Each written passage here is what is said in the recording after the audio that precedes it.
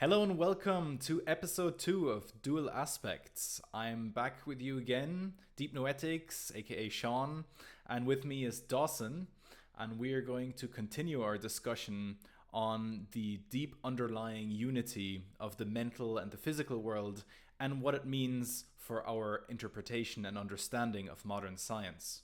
We'll explore the philosophical underpinnings that need to be rediscovered, the paradigm shift that has occurred at the turn of last century, and understand what it means to truly follow what modern science pushes on us in terms of questioning our fundamentals.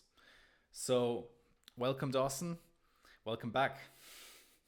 It's great to be back, and I think this is a very important problem for, you could say, the practicing physicist, the philosopher of science, and the layperson, essentially, is that what is the role the observer has in scientific research? And how much of what we bring to the phenomena or the observation is a mental construct, and how can we remove as many of those hindrances, if you like, mental constructs that keep us from having a clear and undistorted view of nature. And this is a concern that began, like you said, mostly in a more aggressive way in the beginning of the quantum theory in the last 100 years. Yeah, so the interesting part here is that even though general relativity is generally considered to be part of classical physics, and modern physics is more what encompasses quantum mechanics, quantum field theory, all of the kind of more statistical, more probabilistic ways of understanding the physical world, we still have a commonality between both of these rather recent theories. They're modern, at least in a temporal sense, and that is the importance of the observer, the importance of the subject, which was basically, you could say, irrelevant before that. It not only irrelevant, it was almost like, by definition, what it meant to do natural science was to find theories, describe models that were kind of objective, that were purely objective, that were capable of surgically separating the subject out of your theory. For example, with Newtonian mechanics, you had the idea of the absolute space time. You could see it as a Cartesian receptacle, a Cartesian empty box, infinitely empty box, where all of the material world kind of plays itself out. However, this was more or less kind of debunked, or at least kind of removed from the assumptions when looking at general relativity, which already puts it in the same category as quantum mechanics in terms of bringing the subject, bringing the observer back into the question, right? Yeah, and it's very significant. I think perhaps if we can say something about Max Planck's role in the sort of discovering, if you like, or initiating quantum theory at the turn of the 20th century, and how he accidentally stumbled upon this, and how it paved the way for his, successors like Einstein and Niels Bohr and Wolfgang Pauli.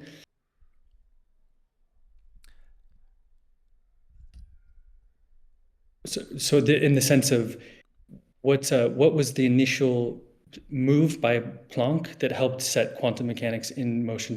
Could you perhaps give us a little glimpse into that, or?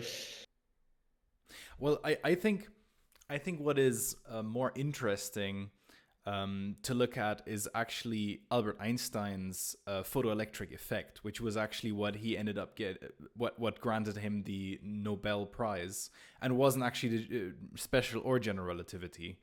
And the fundamental idea is just the quantization of light at the time. So it was the idea that light or energy travels via light in energy packets, in discrete Mm. energy packets. And so these energy packets, it was shown that it travels through them because the increase of the intensity of the light when radiating it, for example, on a metal plate, it didn't change the reaction of the metal plate. So only if you increase the energy carried by a wave. In that case, it would be increasing the frequency or reducing the wavelength.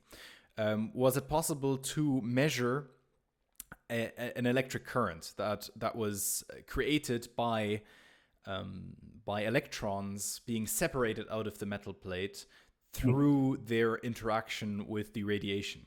So a light particle would hit an electron, and the electron would kind of bounce out of the plate. And that would not happen despite transmitting the same amount of energy or a higher amount of energy.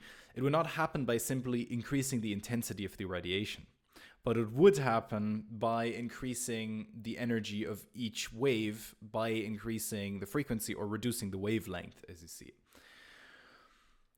So that kind of led to the assumption, okay, apparently light travels in discrete packets. So each interaction between light and the electron is the interaction between a distinct particle. So that's kind of where you really have kind of a first glimpse into it. And then there's different ideas building up on it. And that is, for example, the investigations of interactions with light atoms like hydrogen or helium.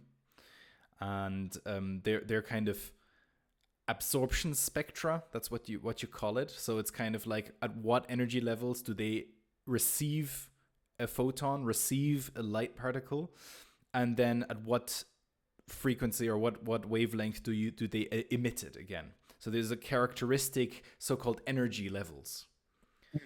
And so based on that idea, there had been first, that was like, you could say the early models moving towards quantum theory.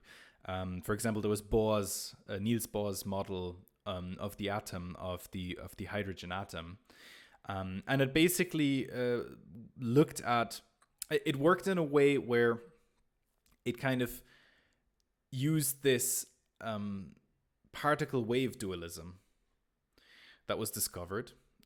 The particle wave dualism, as famously discovered by the double slit experiment, showed that electrons would behave as waves. They would be shot through a double slit, and then the pattern emerging on the other side would be the pattern you'd expect if you sent light through a double slit, not if you sent marbles or like little balls through that double slit. So this is, the dualism kind of goes both ways. You've the discovery that light, even though it's a wave, can behave as a particle, and then matter, like electrons, even though they're particles, can behave as a wave. So you've got this dualism, and that inspired the first kind of atomic model, where they were like, okay, maybe just like with waves, we've got resonances, we've got waves that can amplify each other and waves that can annihilate each other. Maybe those energy states we're observing when experimenting with absorption frequencies of hydrogen or helium, maybe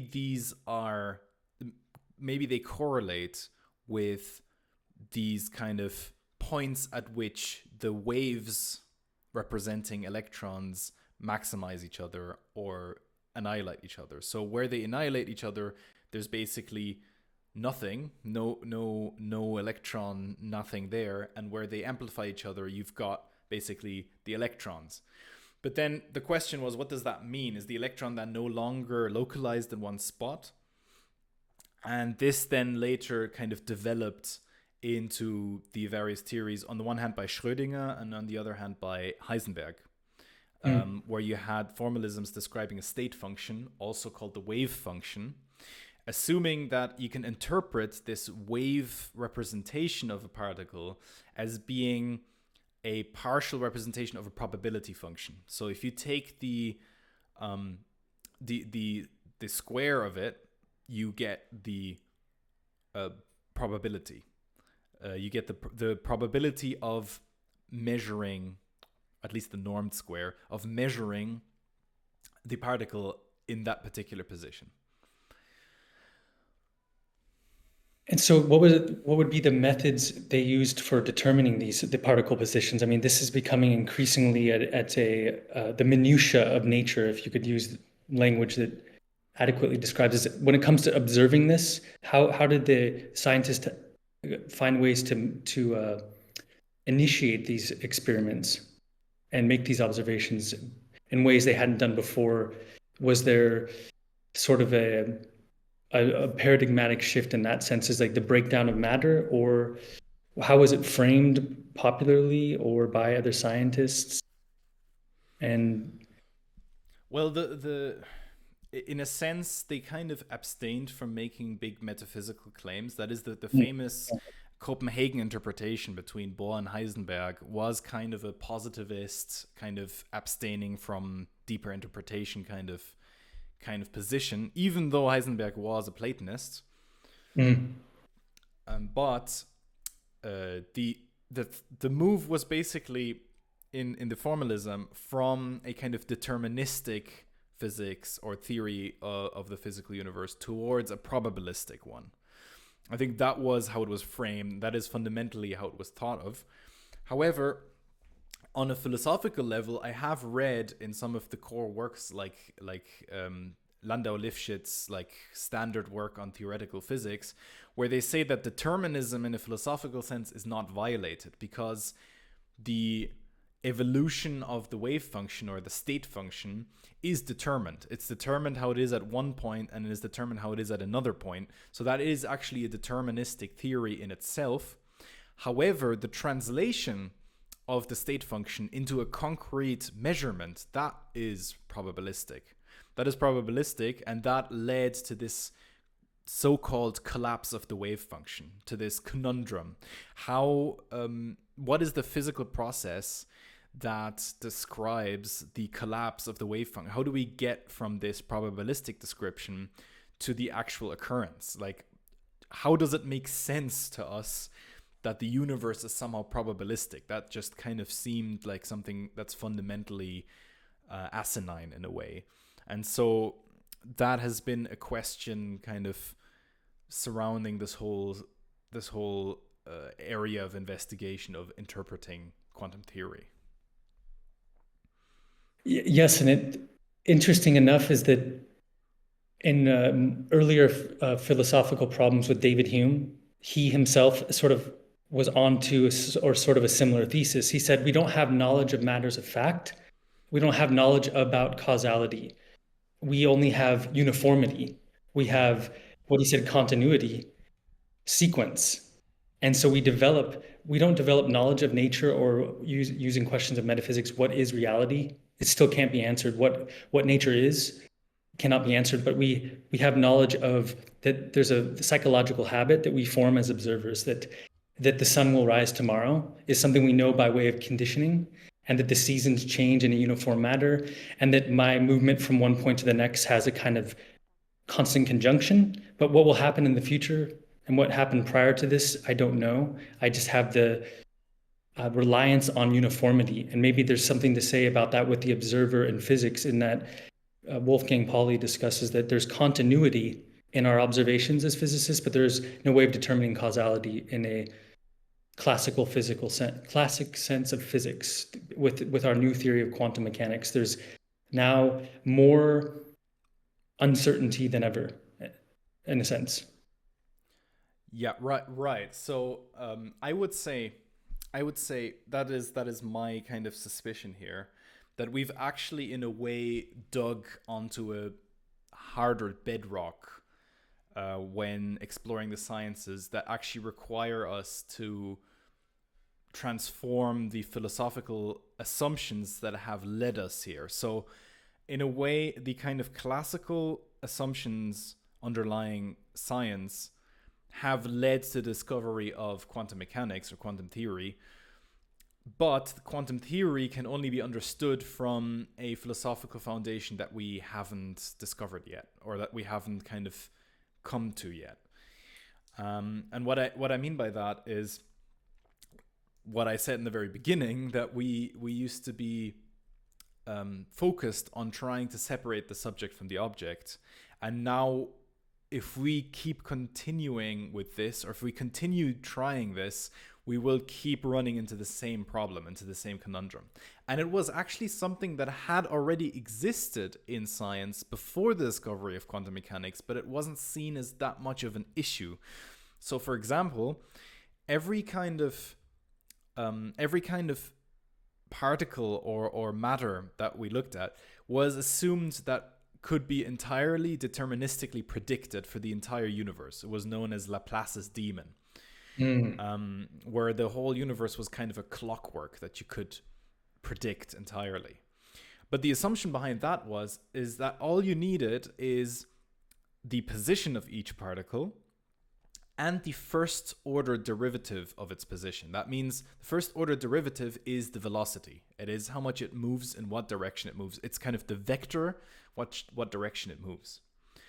The problem with that is, however, movement often entails a second order derivative of the position known as acceleration. So that is the derivative of velocity is acceleration, right?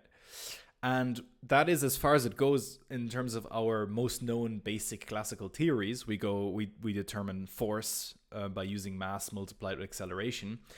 But if you just look at a very simple system like a harmonic oscillator, basically just like a weight on a spring going up and down, you already have third order influences of the position, and fourth order and fifth order, and technically up ad infinitum orders. And we've always been used to just truncating it because most of the precision that we need is entirely sufficient with first and second order derivatives of position. And this applies to any kind of field theories as well. So any particle that we want to describe that moves within a field, its position and its movement within the field will have an effect on the field. So an electron in an electric field will have a back reaction on that field, especially when it moves. And that back reaction will change the field, and it will also have a feedback onto the electron on how it moves, right? And you can choose the influences to be as fine-grained as you like. So you can have calculated for every minute time step, the reaction it has on the field, the back reaction the field has on the particle, and you'll have an infinite complexity of calculations. So what you did was actually, in a way, already then, if you kind of take the particle, the test particle, as a metaphor of the subject and the field as a metaphor of the object, you already then kind of violently separated the subject from the object and assumed that there was one fundamental action of the field on the test particle, and that is the one we're calculating, and that is, after that, it's truncated. After that, we're kind of like, that is our calculation and our prediction of the movement of the test particle. And it worked well enough if the kind of difference or the impact of that test particle was negligible enough. For example, the size of the planet. If you take the gravitational force exerted by our planet, the force we as a entity with a mass, that the force we have on the Earth as a back reaction is negligible, as we are so much like lightweight compared to the Earth. And so insofar as the researches were, in a sense, very minute, and therefore little consequence could be had from determining these results, there weren't many problems arising with the theory, in a sense. And so perhaps this is a sense of which someone who's concerned with the decline in progress or just the stasis of science would be trying to search for new conceptual models for interpreting this, which, as we said before, is it really possible to voluntarily initiate a revolution in science, or is it mostly a matter of accident? And some have said, Max Planck as well, that when men have made innovations in science, because they become ignored for a very long time, there's no change in the direction of science. The consensus does not change. And so to initiate a change in consensus is something of a unprecedented manner, and there isn't a way to formalize it. As we know, we can't, unless we're like Feyerabend saying we're going to create a model that's against method somehow and initiate this anarchy, epistemological anarchism in how we do science. And I think it's safe to say from your own experience as well that most practicing physicists aren't concerned with sort of the foundations insofar as everything can be carried out in an efficient way. Or have you met those that have been concerned with changing science as well as practicing science? Well, I mean, I've encountered Atmanspacher, obviously, Mm. but I mean, I think the advantage or the luxury, the privilege, you could say, that physicists have is their theories come under what Roger Penrose classified as superb theories. He classified scientific theories under like superb, useful, and tentative, right? And he basically said that in the not just in physics but the entirety of the natural sciences, only like a handful of theories make it into superb, and that is Maxwell's field equations. I think that is general relativity and quantum mechanics, and maybe like Newtonian mechanics and something like that. And basically says that maybe, you know, natural selection, evolution, something like that, you could classify it there, put it in that category as well. But he said the rest, a huge part of the theories in physics as well, would fall under like useful theories that are just kind of pragmatic, useful. They get us somewhere. Why he calls some of them superb is you can actually, you kind of are in your own world in those theories. You can actually build a lot of kind of academic work on top of those theories. You can actually discover a lot of things. There's just a lot of kind of a lot to get out of it. There's a lot to get out of just expanding on those theories, doing theoretical work, and just kind of growing these kind of huge constructs that these theories have become. And there's just a lot more to do that you can get out of it, and a lot more time you can spend in it, which potentially could be also its kind of weakness in a way that it kind of allows them to not worry about the fundamentals as much or as often. Whereas in other fields where like the field in itself is just too kind of blurry, you know, for example, if you look at psychologists, you know, their field is just too blurry. It's just obviously you can't take the subject out. It's all about subjects. All the theories are like tentative, maybe useful at best. You know, you kind of have to become an artist. You kind of have to become, it's kind of like an art of life skill to be a good psychologist in order to be able to kind of balance and play with them. That's kind of the huge genius of Jung, was actually that he was in a way an artist, a shaman, and good at that whilst being a scientist. And perhaps there's something to be said about his penchant for being a polymath, or at least the desire to be versed in different fields. This allowed him to think like an artist, which is, again, to use Feyerabend's example, Galileo, for him, he broke all the rules of his own age. He said, I reject Aristotelian physics because I think that it is incorrect insofar as it doesn't correspond to the nature we are now seeing in the Renaissance.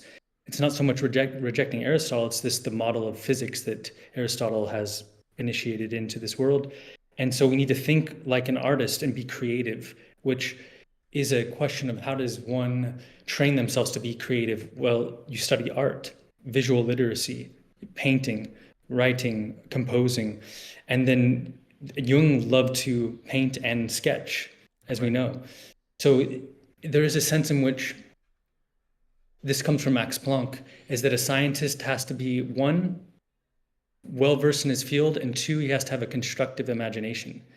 Often this has helped them make discoveries. He gave example of Niels Bohr when he was trying to, discover the way that electrons uh, orbited around the nucleus of an atom. He used the model of planets rotating around a sun Mm-hmm. in his mind, and that helped him get access to the more the smaller level. So he had this image of the planets rotating the sun, and then he applied that to his way of research. So just in very minuscule ways, because that rudimentary approach can lead to a discovery. Say if Max Planck. Yeah, yeah. No, for sure. I mean, that is the whole question that is now coming up. Like, to what extent are we kind of creating, or to what extent are we as subjects creating the observable universe by observing it? You know, that is, because that is something that is at least become a working kind of metaphor for kind of dealing with quantum phenomena. It's kind of like the observation is created in the moment of observation. You know, it lacks this assumption that the result was already there and we're just uncovering it through the observation. It is actually genuinely just created in that moment, and that is this. That was like the first kind of, you could say, key information theoretical engagement with quantum theory, known as the EPR paradox, the Einstein-Podolsky-Rosen paradox, and is Excellent. this question whether we can transmit information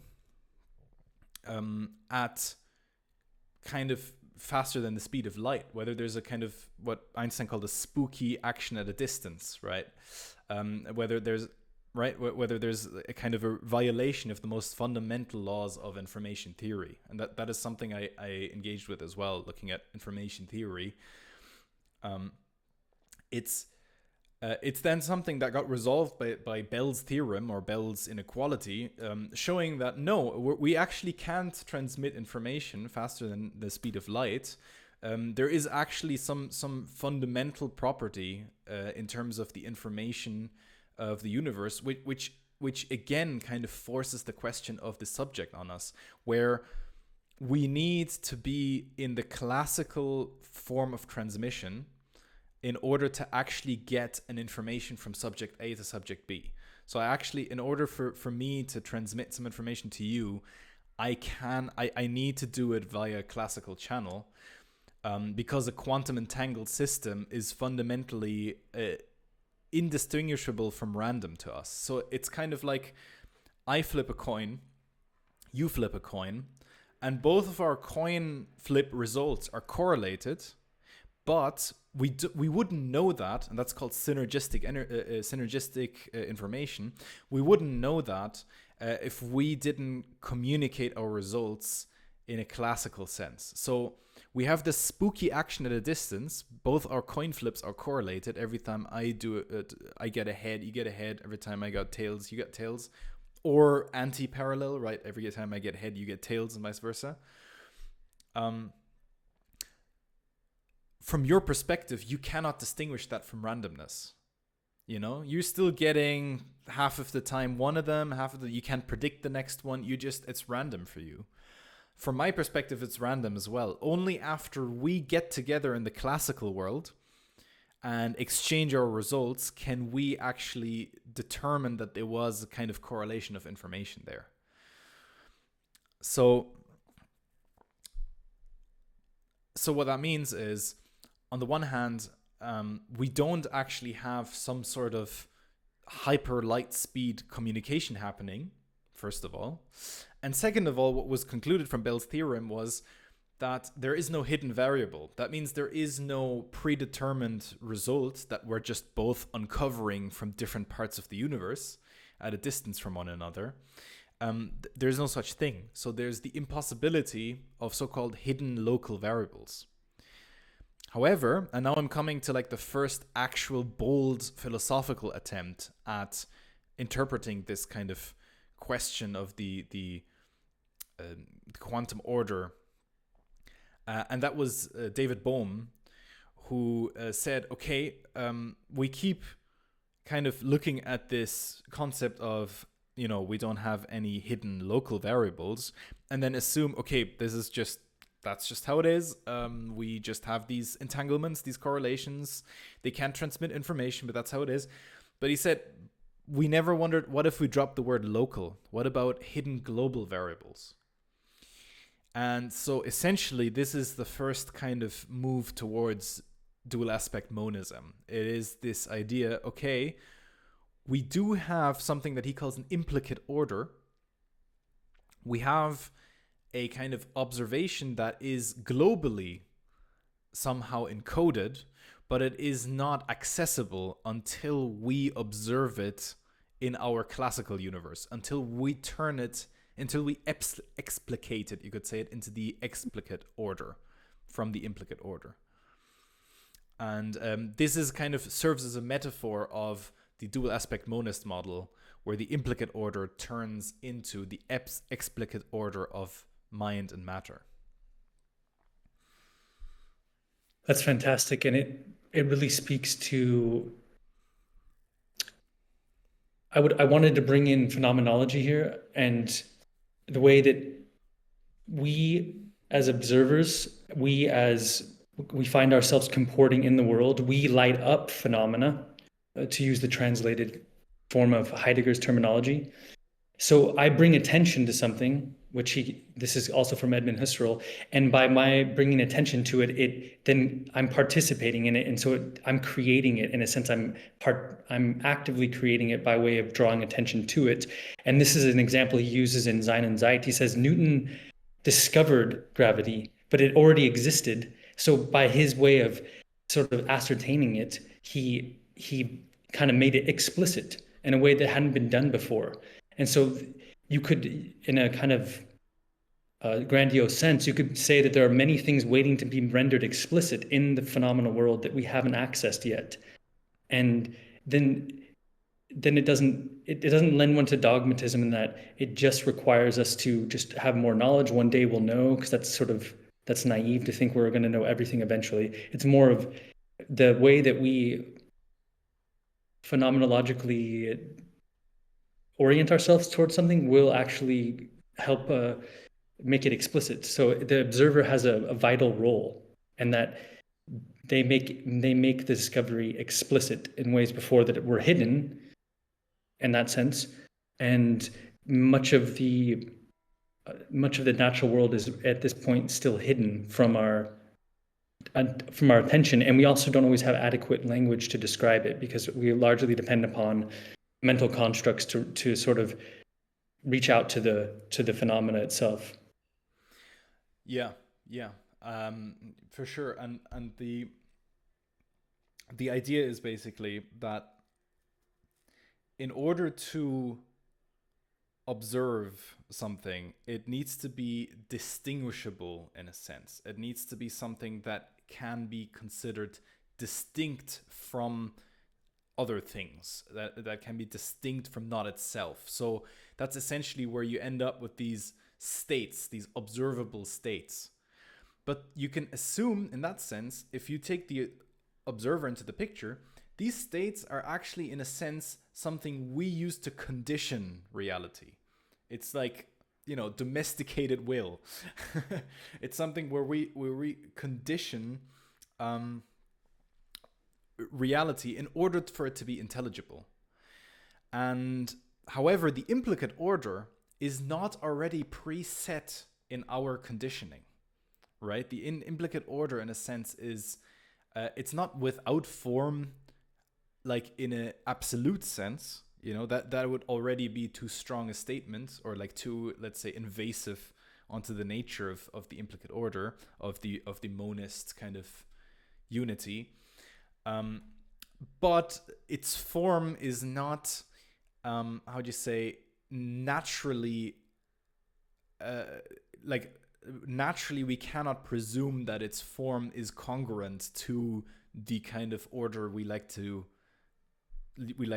force on it, right? To structure it with. And that is essentially, and that explains as well why you have this indeterminacy, or why you have this kind of probabilistic nature of it, why you don't have this fixed position. Because position in itself, we realize it only now, position in itself is a kind of a grid that we kind of, it is an active kind of performance. It is a, let's say, an active action. Active action is such a bad Yes. redundant way of saying it. Prehension is the term Whitehead uses. You have comprehend, apprehend. It's like prehension, Right, right? And prehension. we have the presupposition there's orderedness to nature. We actually bring that as our own mental grid to Right. the phenomena. Yes. Right. Yeah, that's what I'm trying to get at. You put it in better terms there. It's already a kind of a intrusion, an active intrusion into the world, and in that sense, the positioning, as soon as it comes to a point where we no longer have the means to distinguish positions, by kind of a passive or a way where you can neglect all the various influences that I was speaking of, where you can truncate, because there is, after all, no actually fixed position ever. It was always a kind of an abstraction. It was always a kind of a geometric point in space-time. It had always been an abstraction. It is only now with quantum theory that we are forced to reckon with that. Right? So this is where we can try and tear down this barrier, this collapse of the wave function, this kind of veil that has been struck between the classical and the quantum.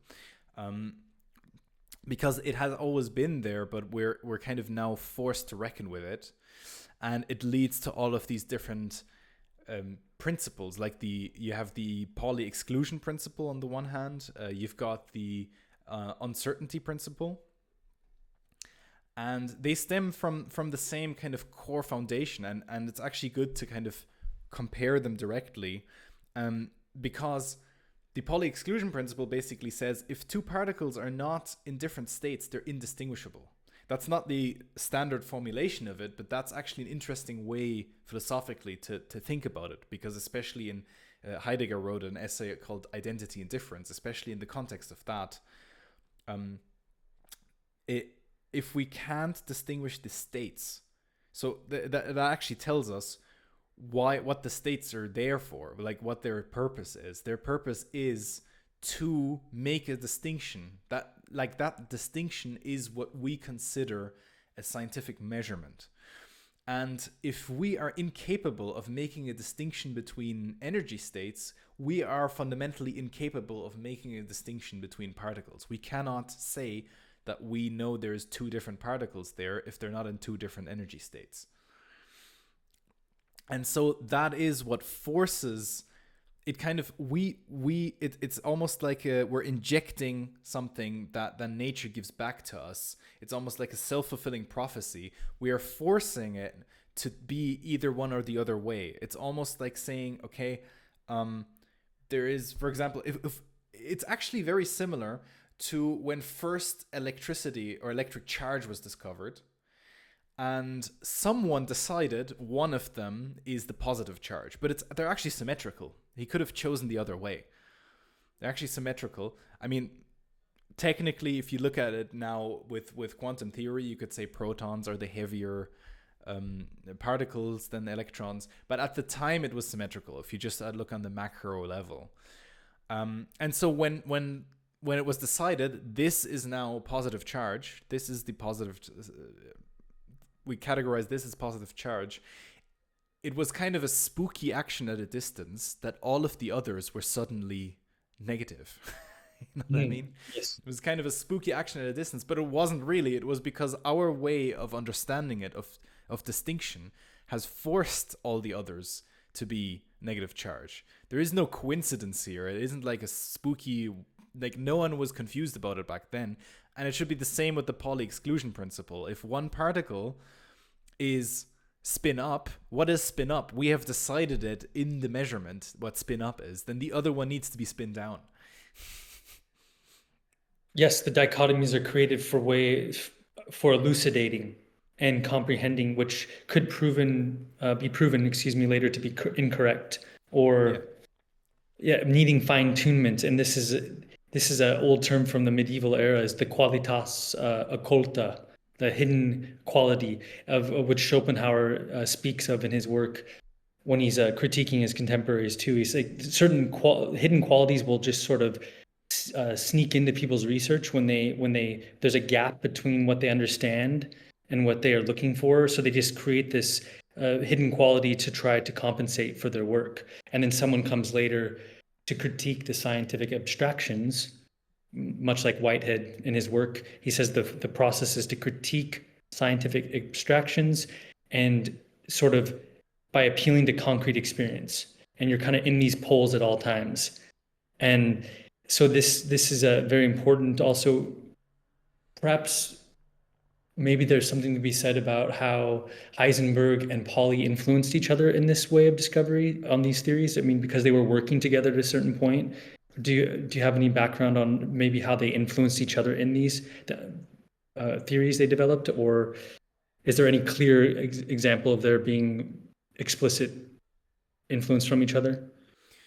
To be honest, I'm not aware. I'm not exactly sure what extent that influence was. I know they were friends.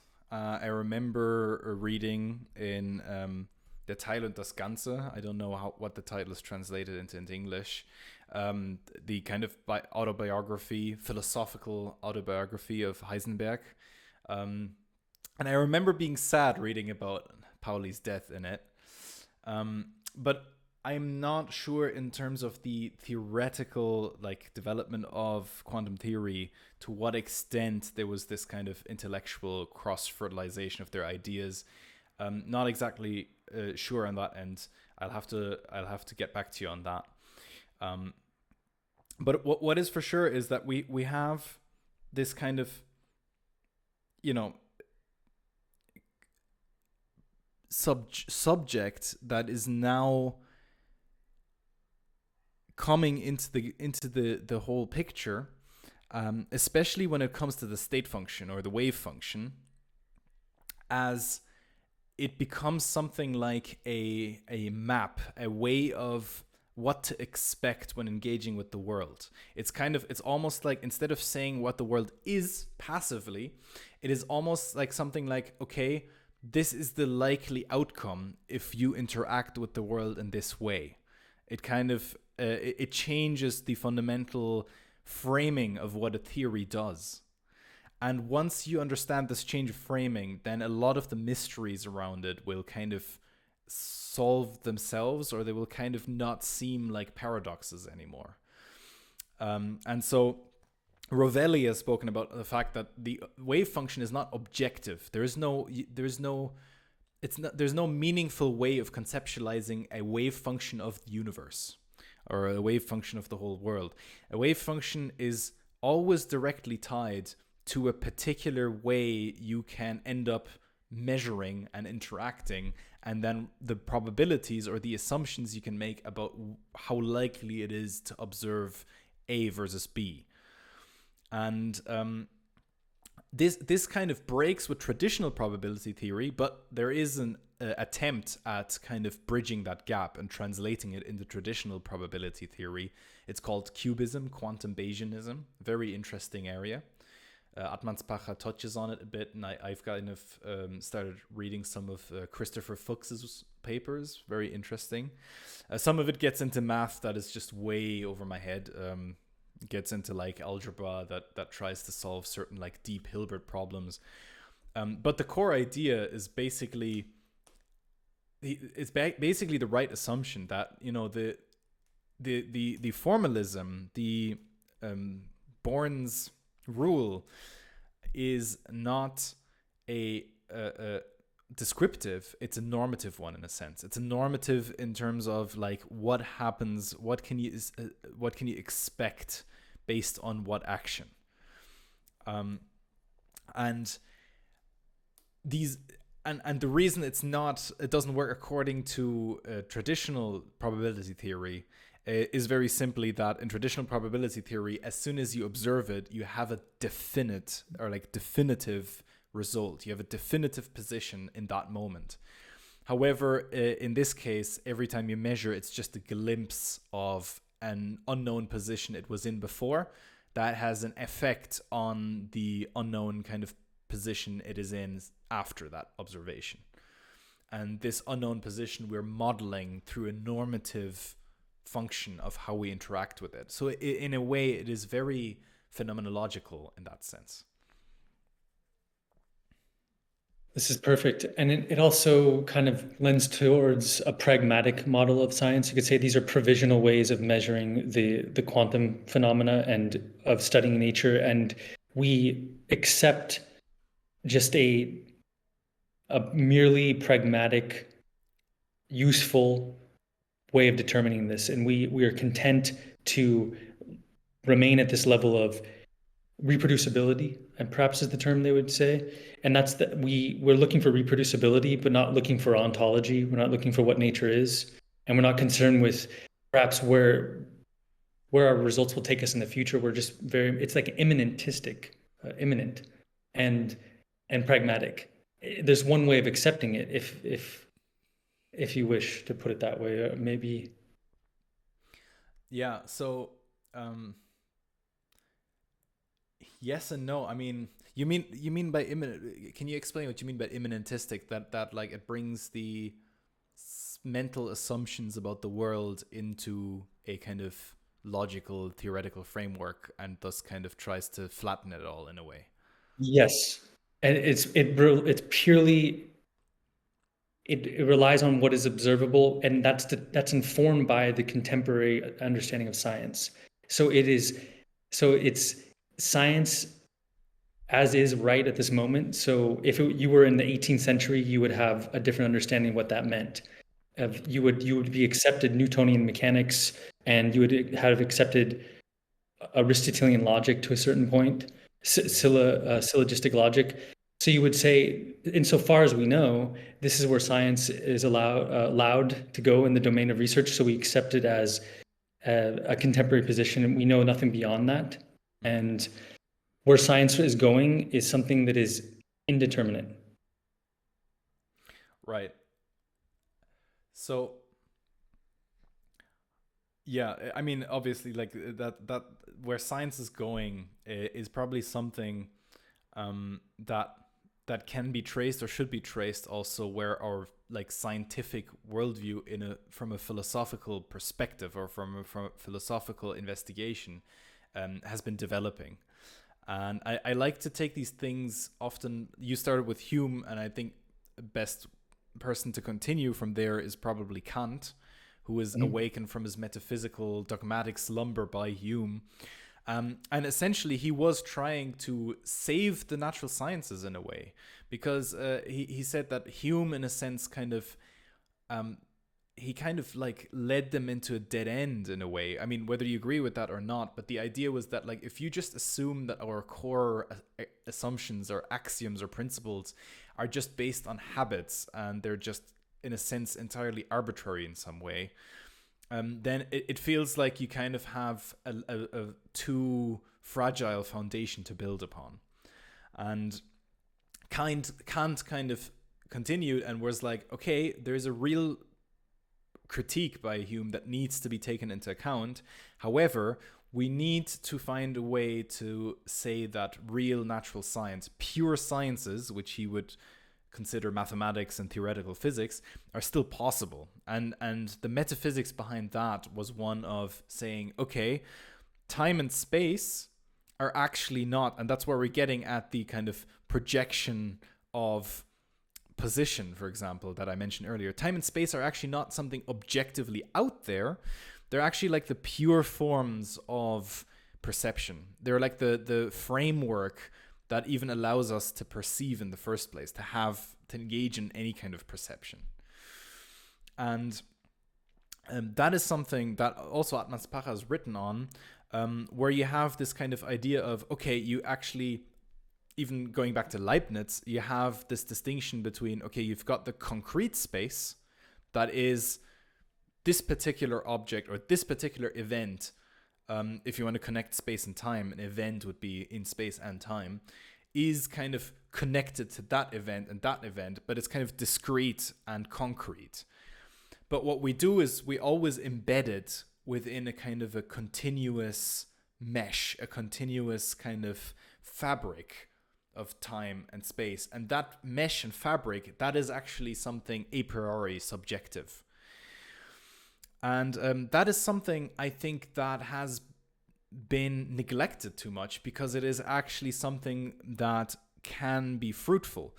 The problem with Kant was, in that respect, that kind of even Kant would then kind of engage in the opposite problem of making that foundation too rigid, because in a sense, Kant was kind of put away, you could say, once general relativity took off, because it was like Kant said space requires you to have a kind of a flat Euclidean, so-called flat Euclidean space. The absolute space of Newton was taken to be some sort of fundamental way of perception. But then Einstein showed, okay, well, space may just seem locally flat, but it actually could be globally non-flat, so-called Riemannian space that is not Euclidean, where the parallels may intersect somewhere.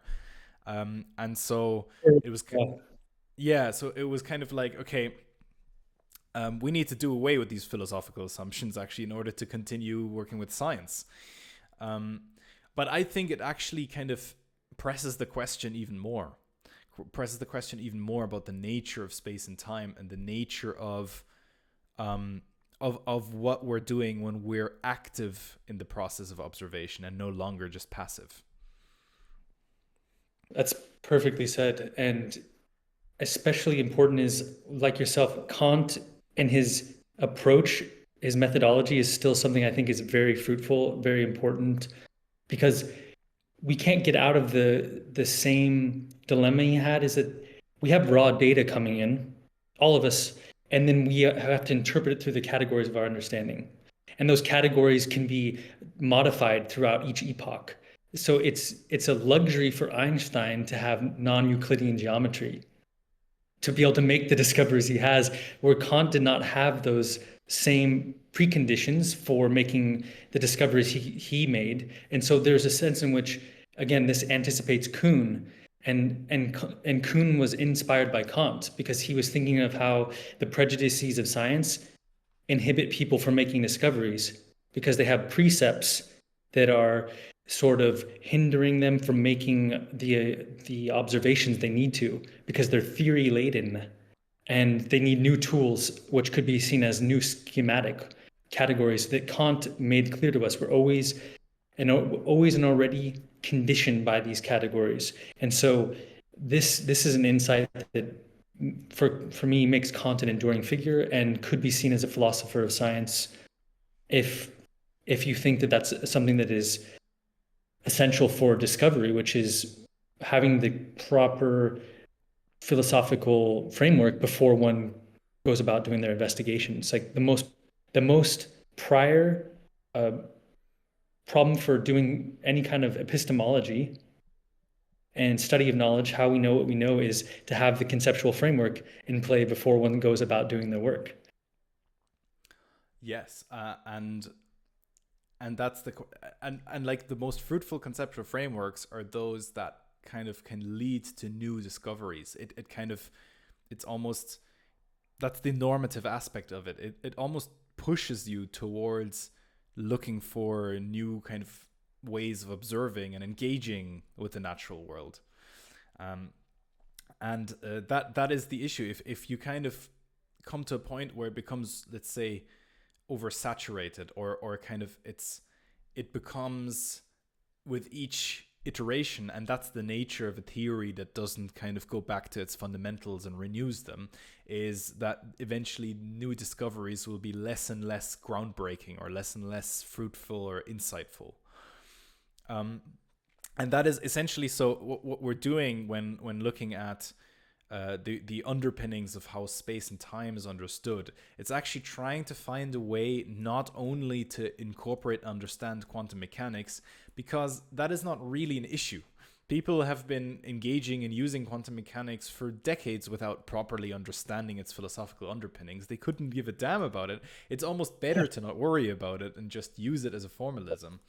The issue at hand is the lack of understanding leads to its fundamentals kind of remaining the way they are, and its new insights eventually kind of running into its own kind of dead end, or its own kind of increasing, kind of diminishing diminishing input of new insights. And you see that all across the sciences. There's many studies kind of speaking about the decrease of groundbreaking discoveries, even though there's more and more funding, more and more people, more and more graduates. Wouldn't you think statistically there'll be more groundbreaking discoveries? But that is essentially the point where, like, what if we generalize the whole thought and not, try and break down those barriers, the segmentation, sectioning off quantum theory into one area, and then this making immanent, this immanentization that you spoke of, is just one piece of the puzzle of something that fits more coherently into a larger picture of how we engage and understand the world. And so I would say, for example, what happens if we actually, something that quantum theory blatantly forces upon us, saying that, okay, the observation is the only thing real, and the wave function is some sort of normative expectation. What happens if we generalize that? What if space is not actually real, but places are real? Like places are primary, space is secondary. What if we actually take that thought seriously and then try and see what does that mean for our understanding of general relativity, of other areas of physics? What does that mean? Is like the space-time manifold, the curved space-time, is that potentially just in the way that the wave function is a kind of expectation, a kind of projected expectation of the configuration, the setup, the fabric of space-time, something that has a kind of a probabilistic value and not an absolute one? Yes, and the amount of work that would require to sort of simulate, if we prefer, practice reconceptualizing what you're saying is its own area of inquiry. So how can we reconceptualize quantum theory in order to make more explicit the current consensus of quantum theory and also our notions of space? And there have been attempts made. Again, we can invoke Heidegger. He tried to reconceptualize space in Sein und Zeit by critiquing the Cartesian understanding of fixed points, the kind of grid that Descartes put in place for us. And Heidegger talks about, it's de-distancing is how it's translated into English, which is extremely incomprehensible. The way we relate to the world is what space is for Heidegger. It's not geometric space. It's not coordinate space. That's far too abstract, because the way we orient ourselves in the world is more analogous to what real space would be. Place, as you said, this way of attunement that we have from our relationship to the world is more indicative of place than anything that perhaps quantum theory could tell us about. But this is about humans, not so much about nature. So it needs to not, as you said, we don't want to overcorrect and become, against science, and that which is something, unfortunately, that some people have done when reading these other thinkers that are so-called continental philosophers, which I don't accept the analytic continental divide. I think it's just arbitrary myself. I think that the philosophers have effective and revolutionary theories and others don't, and they can cross-pollinate very well if you I read swear them. the distinction only came about people who like or people who hate Heidegger. This is very true. Yeah, this is a kind of the way that Rudolf Carnap responded to Heidegger's lecture, right, on what is metaphysics, and the famous Davos event with Ernst Cassirer and Martin Heidegger on the future of philosophy. And they were basically trying to understand Kant, and Heidegger had just published Being in Time. This is about 1928, I think, right after. And that led to people to start distinguishing between basically pseudo Babel and epistemological philosophy. That made people more positivistic as a result, which is unfortunate because it was the reaction and the kind of bad mouthing from other positivists that made this distinction happen. And then Bertrand Russell sort of famously has offhand remarks about how bad certain philosophers are that aren't, positivistic. So yeah, this is a prejudice that prevailed for decades, and some people still like to bring it up in academia. Some make videos about it. I don't think it's necessary to keep around. I think it's actually an empty claim that has been given too much attention for too long. Yeah, I agree. I agree. Perhaps it's something though that we can explore in upcoming episodes, especially explore this kind of role that a kind of new discovery of metaphysics would have, and what it means at this point to even engage in metaphysics in the first place. I think that's a question that Heidegger did kind of force on us, and that's, in the scientific sphere probably still not fully addressed. Um, yeah, with those words, I'd like to thank you for joining me in the second episode, and I'm looking forward for the next one. I think any given episode could potentially go on for many hours, but Absolutely. we'll end it here for today, and I'm looking forward to the next time. Yes, take care. Thank you for engaging and for everyone for listening.